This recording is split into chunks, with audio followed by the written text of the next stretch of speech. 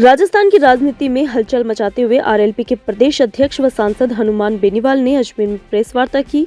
इस दौरान उन्होंने वर्तमान सत्ताधारियों पर तीखी टिप्पणी की, जन समस्याओं का विस्तार से जिक्र किया और अपनी पार्टी की रणनीति पर भी संकेत दिए।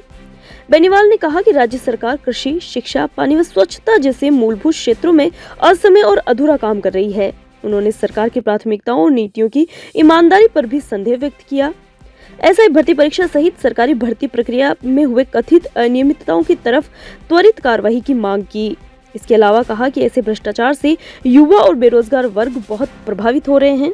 उन्होंने संकेत दिया कि आरएलपी सिर्फ विरोधी दल नहीं है, बल्कि अगली सरकार की संभावित पार्टनर पार्टी बन सकती है।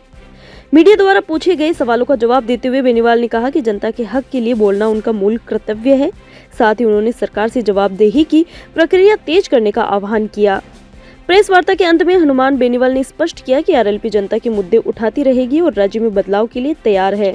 उन्होंने यह भी संकेत दिए कि यदि सरकार जन आंदोलनों की आवाज को दबाने की कोशिश करती है तो पार्टी तीखी प्रक्रिया देगी।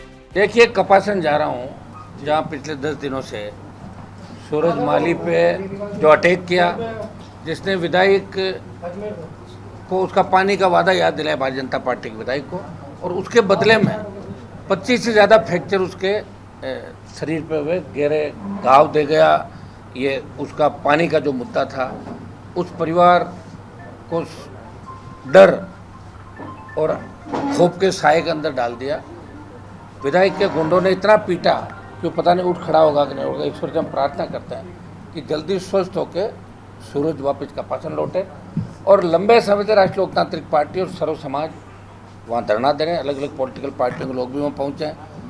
जो हमारी प्रमुख डिमांड थी सूरज माली को लेकर, पुलिस की जिस तरह मिलीभगत सामने आ रही, जिस तरह आरोपी ज़्यादा है, विधायक से तार जुड़े हुए हैं, और कुछ उनकी और डिमांड है, उसको लेकर मैं कपासन जा रहा हूँ।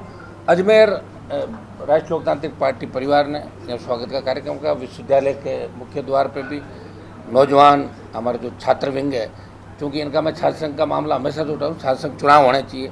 पहले भी हमने रैलियाँ करी पूर्ववर्ती कांग्रेस सरकार के समय, लोकसभा के अंदर मामला उठा। अब भी हम चाहते हैं कि छात्र संघ चुनाव हो, जो लोकतंत्र की पहली सीढ़ी है।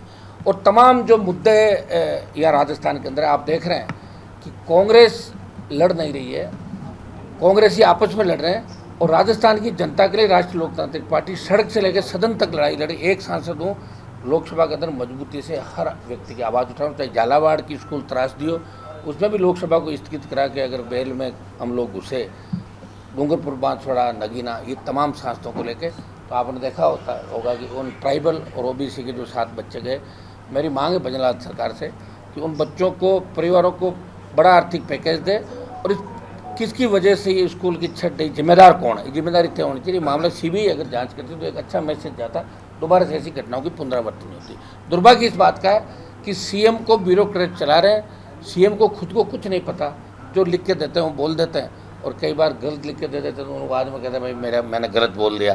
सीएम अपनी बात पे अडिग नहीं है। ये दुर्भाग्य है राजस्थान का कि पहली बार 2 साल में ऐसी सरकार मिली, इसमें किसकी चल रही है किसी को नहीं पता, और बार बार जिस तरह जवान किसान के साथ छलावा किया जा रहा। अभी अतिवृष्टि जो हुई उससे कई जगह जब बहुत ज़्यादा बारिश हो गई, मेरे ज़िले के अंदर शेखावाटी, बाड़मेर, अजमेर, तो जहाँ ज़्यादा बारिश हो गई वहाँ सर्वे भी नहीं किया जा रहा है। कहीं 15% बता रहे हैं खराब आ, कहीं 10% बता रहे हैं। फसल बीमा के हाल बेहाल है। जिस तरह का अपराध राजस्थान के अंदर बढ़ रहा, कोई सुरक्षित नहीं, न यहाँ पत्रकार सुरक्षित है, न अबला सुरक्षित है, ना बेटियाँ सुरक्षित है, ना यहाँ जो लोकतांत्रिक व्यवस्था है अपनी बात करने वाला सुरक्षित है। सीएम का बार बार ये बयान कि कांग्रेस के नेता मेरे से मिलते रहते हैं घर पर रात के अंधेरे के अंदर, इस बात की ओर इंगित करता है कि कांग्रेस भाजपा मिले हुए। पहले वसुंधरा गहलोत मिले हुए थे, अब गहलोत और उनकी पूरी टीम भजनलाल के साथ राजस्थान के अंदर मिली है। ये रोज़मर्रा की बातें 2 साल के अंदर आपने देखी, नूरा कश्ती चल रही इनके बीच।